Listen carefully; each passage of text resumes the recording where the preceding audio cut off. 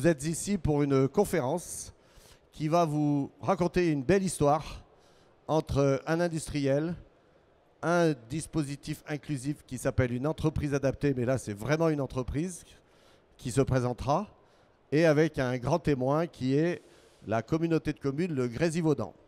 Cette conférence est organisée par l'Association des entreprises inclusives de l'Isère, stand L58, l'association META, qui regroupe tous les employeurs de l'Isère qui ont envie d'avoir une stratégie RSE très forte basée sur l'inclusion et l'employabilité.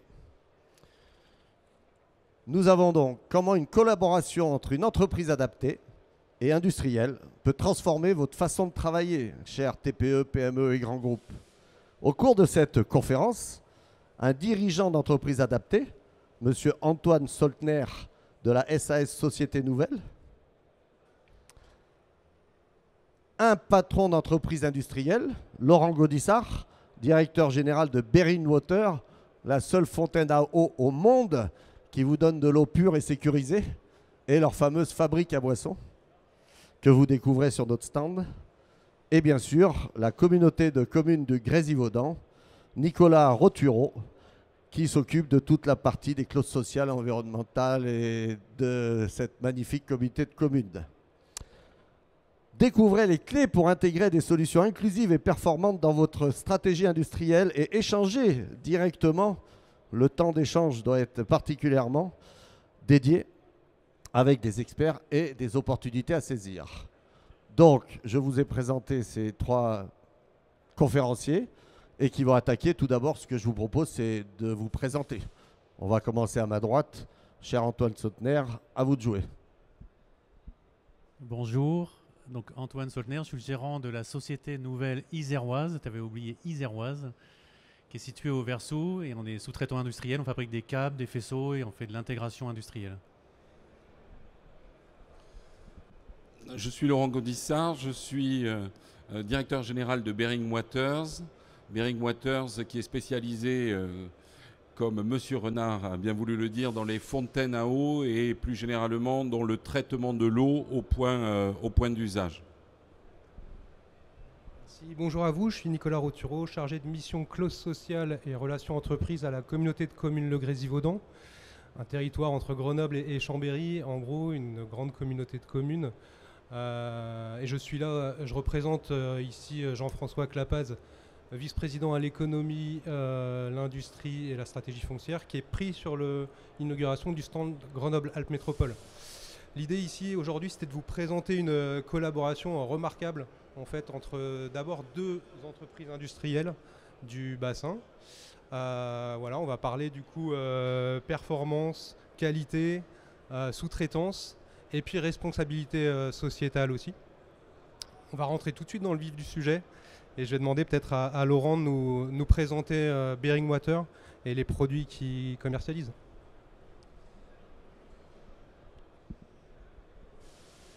Donc Bering, c'est bon. Donc Bering Waters, comme je vous l'ai dit tout à l'heure, est une société qui est spécialisée en premier lieu dans les fontaines à eau. Nous concevons, nous fabriquons, nous exploitons un parc de fontaines de pratiquement 6000 fontaines aujourd'hui partout en France. Nous faisons de la R&D aussi, puisque toutes nos fontaines sont équipées des brevets que nous avons déposés sur le traitement de l'eau. Nous sommes les heureux inventeurs de la cavitation hydrodynamique qui permet de casser le biofilm qui est présent dans l'eau du réseau, avec derrière un traitement UV ainsi qu'un contrôle de l'UV. Donc des choses assez techniques et assez industrielles au final, dont le but étant de proposer une eau pure et sûre au point d'usage pour les utilisateurs. Et ces utilisateurs, on adresse plusieurs marchés. Un premier marché qui est celui de la santé. 85% de notre business aujourd'hui se fait dans les hôpitaux, cliniques, maisons de retraite et établissements qui accueillent des personnes en situation de handicap. L'eau dans le secteur de la santé est particulièrement surveillée. C'est pour ça que Bering Water performe sur ce secteur-là. L'autre marché, c'est celui plus largement de la restauration collective et des entreprises, partout où les gens ont besoin de s'hydrater. Et pour ce, nous avons créé une machine qui s'appelle la fabrique à boissons, qui permet de vous affranchir du déchet quand vous allez vous hydrater. D'habitude, vous prenez une canette, vous prenez une bouteille d'eau. Là, la machine va vous proposer un produit qui va être fait sur le moment, donc c'est du post-mixte.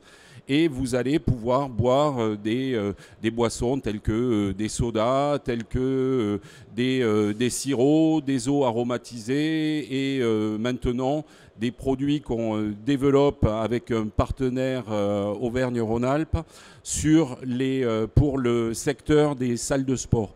Donc on va trouver du collagène, on va trouver des isotoniques, des brûleurs de graisse à destination du secteur du sport et des salles de sport en particulier.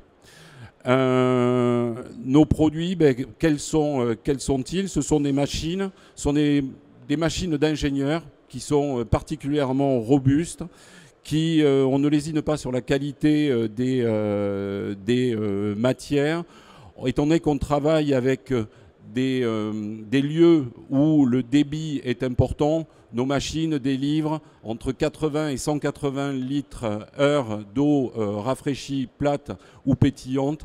Donc vous comprendrez que c'est particulièrement important quand on est dans un hôpital ou même dans un restaurant en restauration collective ou en restauration plus classique.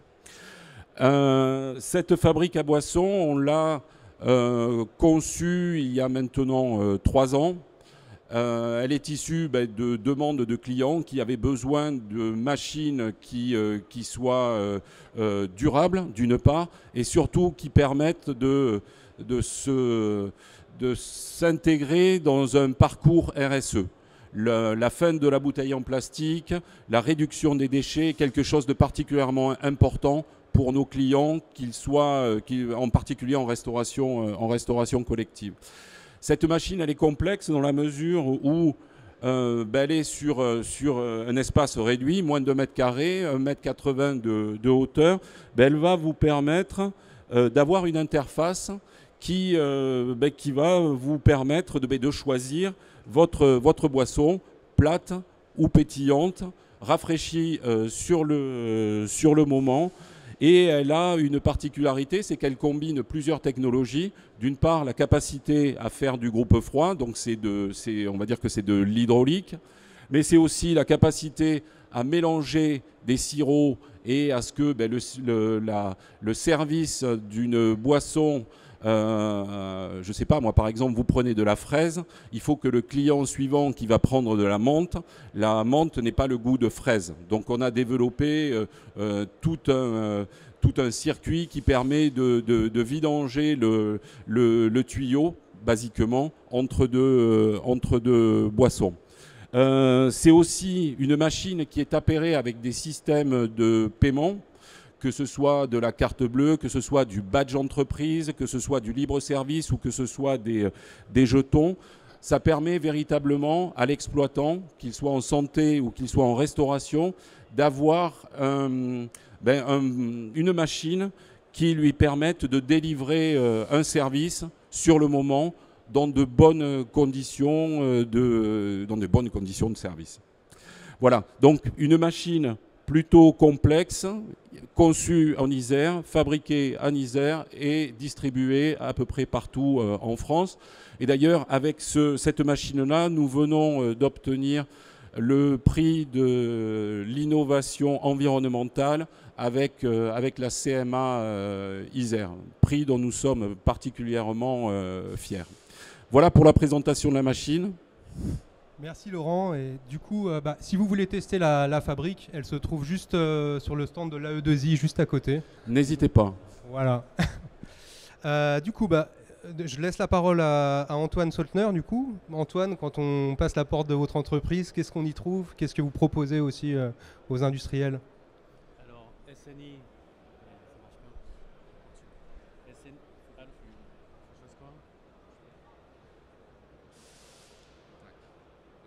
Merci.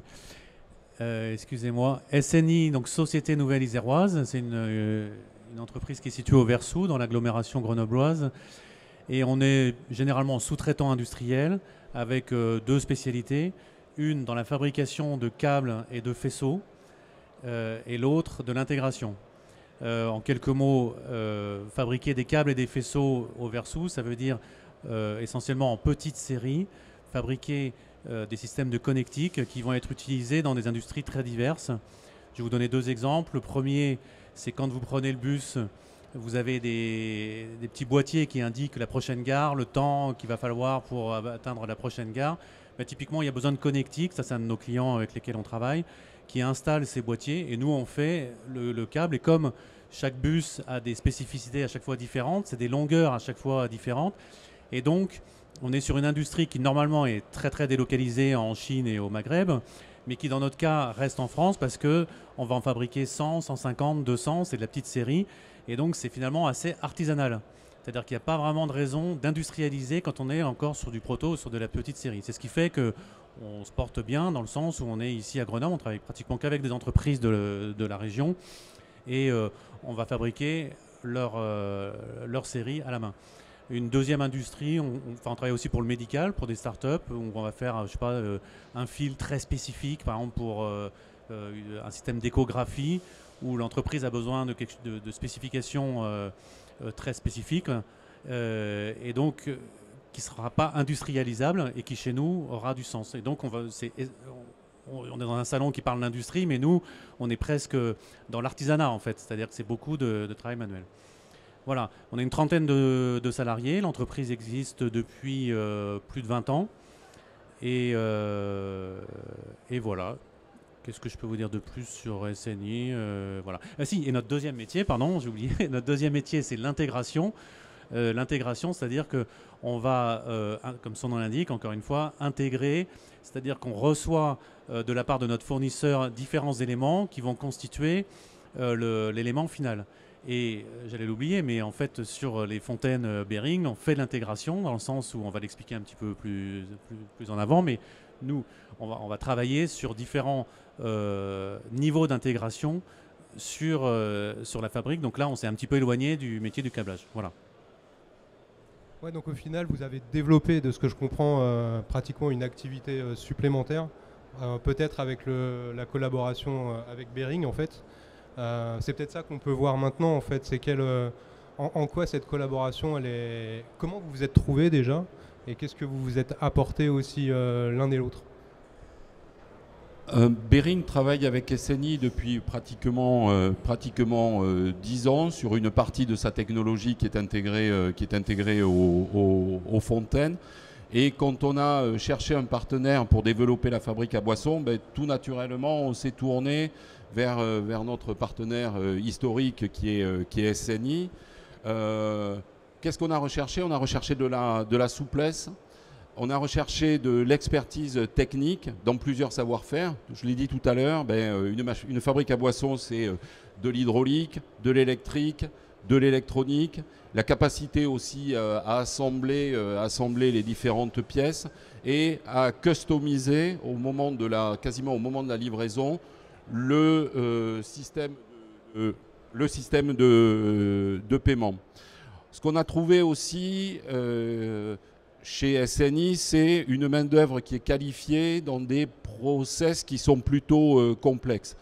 Et puis, encore une fois, on n'est pas très loin l'un de l'autre. Donc, ce qui permet, cette proximité, permet de la réactivité. D'un coup de voiture, on peut se rendre chez SNI. C'est pratiquement le cas toutes les semaines. Et mes équipes sont en relation avec les équipes d'Antoine tous les jours quasiment. Ce qui est important de préciser, c'est que, parce que tu n'as pas dit, c'est que Behring est une entreprise qui n'a pas d'atelier de fabrication. Et donc nous, on joue le rôle de l'atelier de fabrication de Behring. Donc c'est important d'avoir de la proximité. Et comme tu l'as dit, ce produit il a été développé en partenariat avec les ingénieurs de Behring qui sont là, qui viennent régulièrement chez nous développer la fontaine, apporter des spécifications, donner leurs attentes, etc. Donc ce qu'on voudrait vous faire comprendre, c'est au niveau industriel, cette collaboration entre une entreprise qui n'a pas d'usine et puis un atelier qui se met au service de l'entreprise, qui est à l'écoute, et puis développer des manières de travailler, développer de la proximité, développer de l'écoute, beaucoup de choses pour que ça fonctionne. Et nous, ça nous a permis nous, ce qu'on nous a demandé, c'est de nous adapter techniquement, de nous adapter en cadence, c'est-à-dire que les fontaines, on n'est pas, peut-être qu'un jour ce le sera, mais on n'est pas encore sur un rythme industriel. Ça marche très bien, mais ce que je veux dire, c'est que on veut pas. Plus, c'est ça ? Non, on peut pas totalement automatiser aujourd'hui la fabrication. Donc, ce qui est intéressant, c'est pouvoir d'utiliser des équipes pour avoir un premier process industriel, s'adapter aux cadences et pouvoir répondre à la demande de Behring, à la fois dans la réactivité. C'est-à-dire qu'entre le moment où Behring nous demande une fontaine et le moment où elle arrive chez le client, on est sur des délais qui sont relativement courts, de l'ordre de, 3 semaines, même pas. Enfin, parfois, on peut faire même plus court, etc. Donc, ce qu'on apporte vraiment, ce qu'on aime, nous, c'est cette collaboration et de fonctionner ensemble. Oui. Et cette collaboration, elle est allée d'emblée assez loin, puisque quand on a créé les premiers protos, c'est avec SNI et tout le réglage, tout le tuning, toutes les modifications, on a pu les faire quasiment en temps réel avec SNI. Encore une fois, ce qu'on est allé chercher chez SNI, avant tout, c'est un partenaire industriel, qui est la souplesse, qui est la réactivité. Il se trouve que SNI est une entreprise adaptée, mais ce n'est pas ce qu'on est allé chercher. Ce qu'on est allé chercher, c'est un partenaire industriel qui puisse accompagner un autre industriel qui, pour le coup, est faiblesse. Donc ce partenariat-là, pour nous, est très important, parce que derrière, avant toute chose, c'est un industriel qui travaille avec un autre industriel. Ouais, du coup, je vais peut-être rebondir un peu sur... on entend beaucoup entreprises adaptées depuis tout à l'heure. Et finalement, vous savez peut-être pas forcément ce que ça peut représenter une entreprise adaptée. Donc je pense qu'on va parler de cette question-là aussi, parce que je pense que c'est aussi une dimension... un petit plus en fait remarquable à cette collaboration entre deux industriels, comme vous l'avez précisé Laurent, c'est que SNI est une entreprise adaptée. Donc peut-être Antoine, si vous pouvez nous expliquer un petit peu ce statut. Oui, alors une entreprise adaptée, c'est une entreprise qui accueille c'est une entreprise normale, une SA, SARL, SAS, on s'en fiche, qui signe un partenariat avec l'État et qui s'engage à avoir au moins 55% de ses effectifs en situation de handicap. C'est ça le seul engagement, 55% d'effectifs en situation de handicap. Donc c'est une entreprise, mais moi j'ai envie de dire toutes les entreprises pourraient ou devraient être comme ça, où c'est mélangé. Voilà, il y a des gens qui sont en situation de handicap, des gens qui ne sont pas en situation de handicap. Souvent les gens qui viennent nous voir sont surpris parce que, je ne connais pas le handicap des gens, on ne le demande jamais en recrutement, et deux, on ne sait pas dans l'entreprise qui est en situation de handicap et qui ne l'est pas. Même moi, bien souvent, il faut que je retourne sur mon tableur pour savoir, parce que je ne me souviens plus. J'y vais jamais parce que j'en ai pas besoin en fait. Donc c'est mélangé et c'est une grande force en fait. Ça peut ressembler bizarre, mais c'est finalement une grande force. Il faut séparer une entreprise adaptée d'un ESAT. Je vous fais juste un petit truc là-dessus. Un ESAT, c'est plutôt du médico-social, c'est pour des handicaps plus lourds. C'est l'image qu'on a en général du monde du travail en handicap. Mais il y a toute une poche, on est 600 entreprises en France, c'est des entreprises adaptées, il y a plusieurs exemples ici, et qui exercent dans beaucoup de métiers, la sous-traitance industrielle, mais dans plein de choses. Voilà ce que je voulais dire. Donc une fois qu'on a dit ça, et c'est pour ça aussi d'ailleurs qu'on a commencé la conférence, quand on l'a préparée, j'ai insisté en disant il faut d'abord qu'on insiste sur l'apport industriel, c'est-à-dire qu'est-ce qu'on fait ensemble, et pas forcément sur le handicap qui n'est pas une contrainte dans notre cas. Franchement, à aucun moment dans notre histoire, ça n'est apparu, à aucun moment, ni d'un côté ni de l'autre. Donc c'est ça aussi qu'on vient expliquer dans un salon industriel. C'est expliquer, mais il y a plein d'industriels qui le font déjà, c'est comment est-ce qu'une entreprise adaptée, c'est une entreprise normale. Il y a des gens en situation de handicap et il y en a qui ne sont pas en situation de handicap.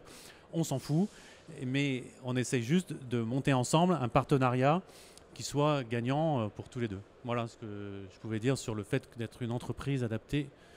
Et il n'y en a pas tant que ça, hein, puisque dans le Grésivaudan, encore une fois, je dis tout le temps, on est tout seul. C'est la seule, voilà, il y en a d'autres à Grenoble, mais dans le Grésivaudan, on est tout seul. Oui, c'est ça. Est-ce qu'on peut dire aussi que finalement ce statut d'entreprise adaptée c'est aussi vous adapter aussi parfois au handicap de vos salariés aussi. En tout cas, vous le prenez en compte dans le travail qui est à effectuer, dans les montées en compétences progressives peut-être, où on donne peut-être un peu plus de temps pour acquérir des compétences. Et est-ce que aussi, du coup, ça serait ce statut d'entreprise adaptée qui vous permet d'être aussi agile en fait et de pouvoir, vous, à votre tour, vous adapter aux besoins industriels que vous avez en face? Alors c'est difficile de répondre, mais oui, moi je pense que oui. Enfin moi je trouve que oui. C'est-à-dire qu'une fois j'avais dit une entreprise adaptée, c'est une entreprise augmentée. Parce que je le pense vraiment. Je pense que c'est une force. Mais c'est difficile de convaincre parce que souvent tout le monde a l'image du handicap lourd qui semble inaccessible, on va dire. Et c'est pas un problème moral, hein, c'est vraiment parfois voilà. Mais dans une entreprise adaptée, c'est encore une fois, j'ai perdu le fil, mais c'est pas grave, c'est mélangé. Et c'était quoi ta question? C'était. Ça vous permettait de vous adapter aussi du coup aux Ben, je pense que oui, moi je pense que oui, parce que ça donne un style où encore une fois, quand on recrute quelqu'un, on demande pas le handicap, mais on dit est-ce que ton poste a besoin d'une adaptation? Est-ce que tu as besoin qu'on adapte le truc? Et donc on a quand même incidemment l'habitude des cas un peu particuliers et ça nous pose pas de problème entre quelqu'un qui a un petit syndrome. Mais je ne sais même pas en fait ce qu'il a, parce que je ne sais pas. Mais il y en a certains où je me dis bon, il a peut-être un truc autistique, je sais pas quoi, parce que le gars est un peu bizarre, etc. Mais on s'en fout. C'est-à-dire qu'on va juste essayer de voir ce qu'il est capable de faire dans l'entreprise, bien. En répondant à la commande du client. C'est-à-dire qu'on vend notre prestation, Laurent il achète les fontaines à un prix, etc. Et donc ça c'est avant tout une entreprise industrielle avec cette dimension supérieure. Voilà. On n'a pas de... Pour nous qui effectivement achetons une prestation, pour nous c'est complètement aveugle. Qui est handicapé, qui n'est pas handicapé, nous, quelque part, on s'en fout. Ce qu'on voit, c'est que on trouve des gens qui sont particulièrement impliqués dans ce qu'ils font. On trouve même de la fierté dans les produits qui sont délivrés, fierté qui est partagée, pour nous celui d'avoir conçu une machine originale avec un dessin qui est aussi original, qui est celui de l'environnement, et des équipes chez SNI qui partagent cette même fierté et sont, ma foi, tout à fait ravis, tout à fait contents de participer à notre démarche et aux productions qui sortent de chez SNI. Mais encore une fois, nos produits sont complexes, sont assemblés certes par des personnes en situation de handicap ou pas en situation de handicap, on s'en fout. L'important, c'est que le rendu, il est là. Et c'est un rendu industriel. Qu'importe le handicap des gens. Oui, non, je prends le micro, mais non, en fait, je suis d'accord avec toi. Je trouve que c'est bien ce que tu dis. Et une dernière chose, encore une fois, sur cette fontaine, c'est... Alors pourquoi on parle de cette fontaine? Parce que nous on fabrique des câbles, des choses comme ça, et on fabrique aussi cette fontaine-là. Mais je trouve qu'elle a du sens ici, parce que c'est dommage que si vous avez l'occasion de passer voir ce produit, il est vraiment intéressant parce qu'il est d'un point de vue technologique très avancé. On en trouve quand même maintenant, vous en livrez chez, je sais pas, Michelin, toutes les grandes entreprises, le Crédit Agricole sont en train de se doter de ce genre d'outils, qui est quand même très écologique, puisque les gens viennent avec leur contenant. Ils ont accès à une eau traitée avec les meilleurs labels. On a maintenant quand même pas mal d'années d'expérience, c'est-à-dire qu'elle tient la route. Donc il y a des endroits où c'est du Coca, du Fanta ou je sais pas quoi, je sais pas si on a le droit de les citer, mais etc. dans les salles de sport. Et donc je trouve en plus qu'on coche toutes les cases, c'est-à-dire qu'on répond vraiment déjà à une avancée, je trouve, en termes de écologique. Et voilà. Et puis en plus, on fait ça dans les Alpes françaises, dans le Grésivaudan, grâce aussi à la communauté de communes quand même. Oui, du coup, juste pour conclure, pour finir, dire deux mots en fait sur l'apport du territoire en fait dans cette collaboration, puis de manière peut-être plus générale. Nous, on est particulièrement intéressés aussi par ce genre d'initiative parce que l'aspect social aussi dans la démarche, en plus en fait de la qualité de production et de la plus-value technique que ça apporte les uns et les autres, c'est quelque chose d'important pour la communauté de communes Le Grésivaudan. Donc son rôle, ça va être en fait de se faire se rencontrer en fait ces différents acteurs qui se connaissent déjà pas forcément, Ici, finalement, le CPM, c'est un bon exemple. La communauté de communes avec Grenoble-Alpes Métropole finance une partie des stands en fait, qu'on a voulu avec l'AE2I, donc qui est juste à côté, où en fait, il y a 18 structures de l'insertion par l'activité économique et du handicap qui vont se relayer en fait, pour présenter leur offre de services, qui, comme le disait Antoine tout à l'heure, est extrêmement variée en fait. Ça peut aller donc de la sous-traitance industrielle pointue à de l'apport de soutien RH pour les entreprises.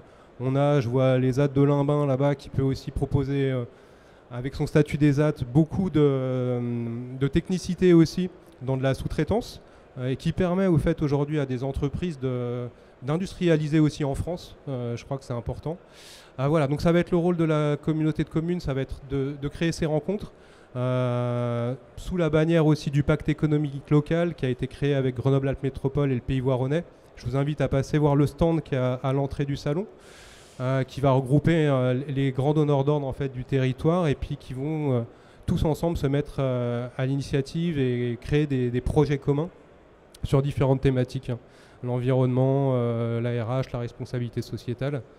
On organise le B2B de l'achat local en juin aussi au stade des Alpes. Toujours dans cette optique-là, en fait, de se faire rencontrer des mondes en fait, qui ne se connaissent pas forcément. Que dire de plus que nous, avec Antoine, on s'est rencontrés avec un salarié, en fait, une personne que j'accompagnais qui avait un handicap non visible. Et du coup, on est content aussi de pouvoir trouver et on soutient en fait, des entreprises qui permettent à beaucoup de monde en fait, de trouver du travail. Et sans ce type d'entreprise, ça serait très compliqué pour cette personne d'être en poste aujourd'hui. C'est une personne qui a été embauchée en CDI, qui fait toujours partie de vos effectifs. Oui, et je rebondis, dernière chose, c'est que c'est un peu mon dada, j'en parle souvent, c'est qu'on est dans une région industrielle où on a, on a beaucoup d'entreprises et un taux d'emploi qui est, je ne sais pas si on dit faible, enfin il n'y a pas beaucoup de chômage en tout cas aujourd'hui, et du coup parfois des difficultés de recrutement. Et typiquement, la personne qui était venue avec toi, qui était vraiment en déroute, enfin qui était vraiment en difficulté, au bout de plusieurs mois, plusieurs années, il a appris un métier. Ça va mieux pour lui et c'est vraiment des profils qui, pas toujours, mais qui de temps en temps peuvent vraiment ensuite évoluer vers des donneurs d'ordre qui sont des entreprises de la région.